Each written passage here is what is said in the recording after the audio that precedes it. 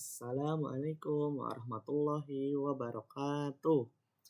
Halo semuanya, perkenalkan nama saya Hadi Firdiansyah. Saya merupakan mahasiswa dari Politeknik STMI Jakarta dengan jurusan Sistem Informasi Industri Otomotif.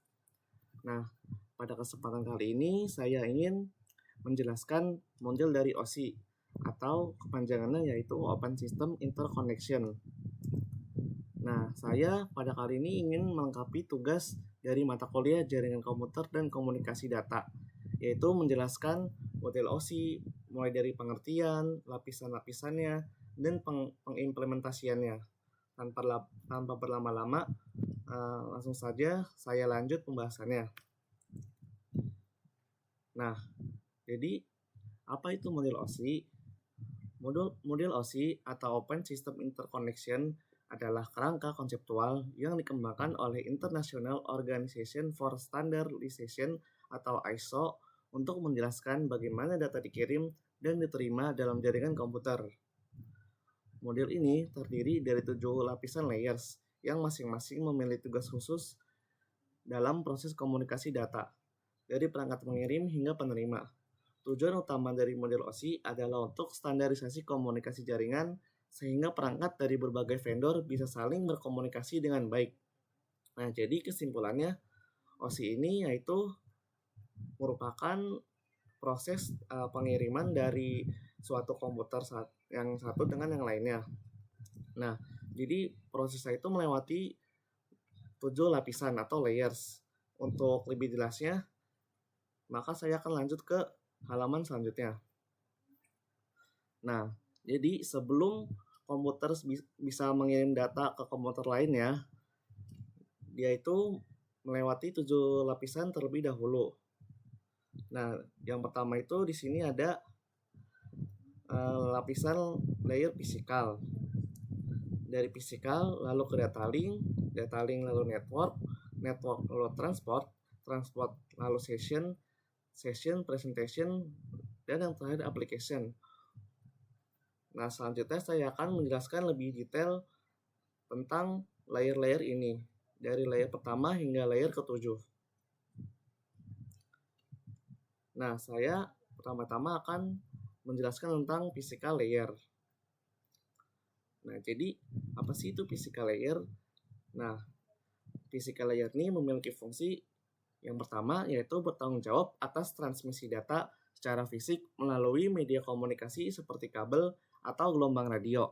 Yang kedua, mengubah data menjadi sinyal listrik, cahaya, atau gelombang radio agar bisa dikirim melalui jaringan. Nah, ini juga ada contoh nyata perangkat pada lapisan physical layer. Jadi, sesuai dengan namanya physical, perangkat di physical layer ini bisa dirasakan, bisa diraba, ataupun dilihat. Yang pertama ada kabel jaringan berupa Ethernet, fiber optic, dan lain-lain. Yang kedua ada konektor, ada RJ45, BNC. Yang ketiga ada repeater dan hub. Jadi sebelum data dikirim, data harus dipastikan melewati transmisi data terlebih dahulu, yaitu bisa melewati kabel, konektor, ataupun repeater. Nah, setelah itu data diubah menjadi sinyal listrik, cahaya, ataupun gelombang. Jadi dari kabel jaringan ini, data bisa diubah menjadi sinyal. Selanjutnya ada layer data link. Nah, data link ini memiliki fungsi menyediakan pengalamatan fisik atau MAC address untuk mengenali perangkat dalam satu jaringan lokal ataupun LAN. Yang kedua, mengatur deteksi kesalahan dan pengendalian akses ke media transmisi. Nah, di sini juga ada contoh dari teknologi di lapisan data link ini. Yang pertama ada Ethernet, ada Wi-Fi, dan switch dan bridge. Nah, jadi setelah data ditransmisi melalui kabel ataupun yang lainnya, nah jadi di kabel itu juga harus memiliki alamat untuk data dikirim ke siapanya. Untuk alamat itu bisa menggunakan Ethernet, Wi-Fi, ataupun switch. Nah, dalam jaringannya itu juga bisa dikirim melalui LAN atau Local Area Network. Dari situ data bisa mengirim ke alamat ke penerima. Yang ketiga, ada network layer. Nah, di sini memiliki fungsi yaitu bertanggung jawab atas routing, yaitu menentukan jalur terbaik untuk mengirimkan data ke tujuan yang berbeda jaringan. Yang kedua, menggunakan alamat logis atau IP address agar data bisa dikirim antar jaringan. Nah, di sini ada protokol pada lapisan network layer. Di sini ada IP, contohnya itu IPv4 dan IPv6, ada ICMP atau Internet Control Message Protocol, dan ada routers. Jadi setelah data mempunyai alamat untuk pengirimannya, nah tugas selanjutnya yaitu menentukan jalur untuk mengirimkan datanya. Jadi di network layer ini dia itu menentukan jalur terbaik, mana yang terbaik untuk dikirim. Dia juga menggunakan alamat yang logis atau IP address. Selanjutnya yaitu ada transport layer. Transport layer memiliki fungsi yaitu menyediakan pengiriman data yang andal dengan cara memecah data menjadi paket kecil ataupun segmen dan menyusunnya kembali di sisi penerima. Yang kedua, menggunakan control error dan flow control untuk memastikan data sampai dengan benar.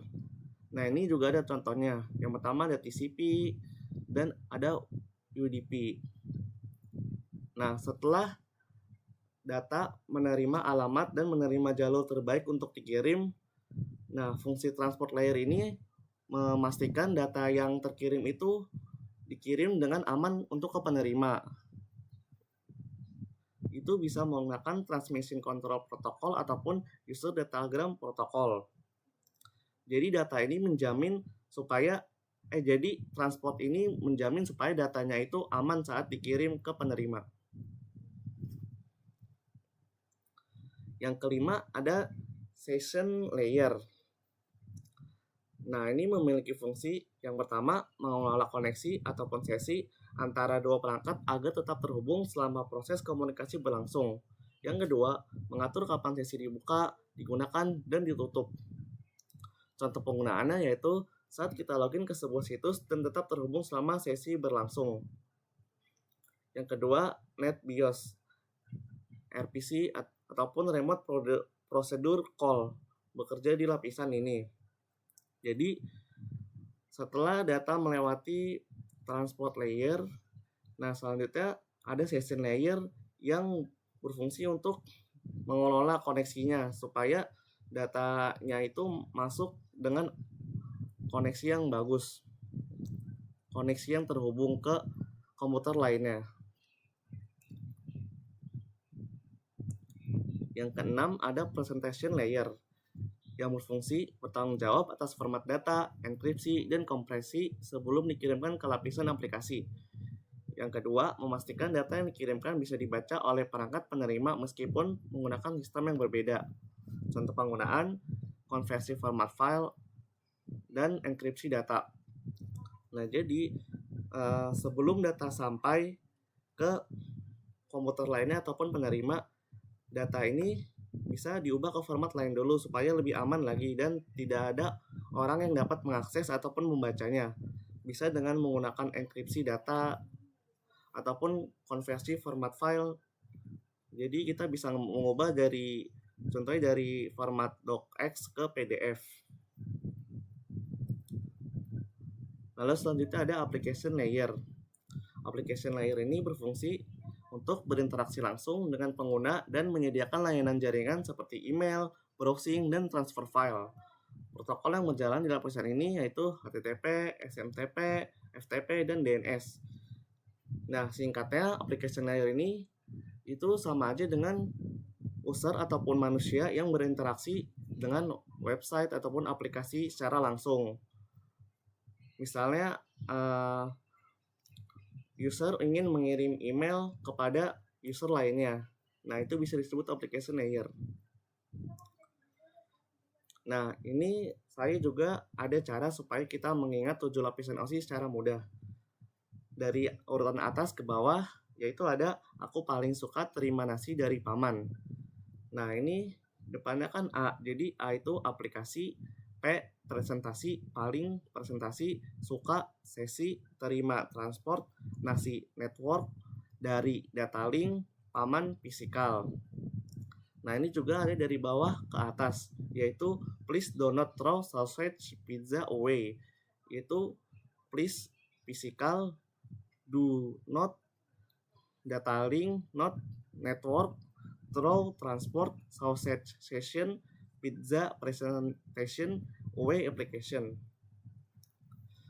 Dan ini saya juga akan menjelaskan ilustrasi penerapan dari 7 layer OSI dalam mengirim chat di WhatsApp.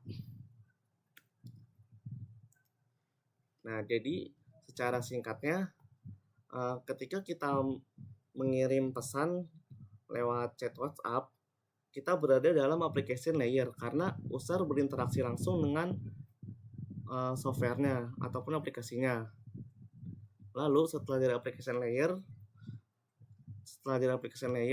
pesan dienkripsi agar lebih aman. Jadi pesan yang kita kirim ke penerima itu dienkripsi terlebih dahulu supaya tidak ada orang lain yang dapat mengakses ataupun membacanya.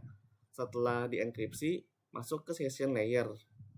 Session layer ini berguna untuk memastikan koneksi antara kedua penerima dan pengirim itu lancar. Lalu ada transport layer. Transport layer ini memastikan pesannya itu dikirim dengan aman, yaitu dengan cara dipecah menjadi bagian kecil ataupun segmen dan diberi nomor urut. Yang ketiga, yang selanjutnya ada network layer.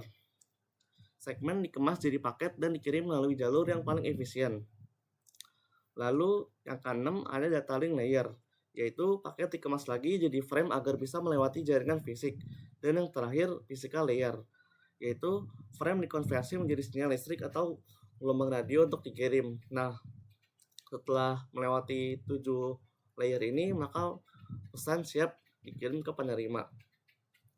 Lalu di sisi penerima, maka akan terjadi proses sebaliknya dari OSI layer, yaitu prosesnya dari physical ke application layer sampai akhirnya muncul pesan WhatsApp di penerima.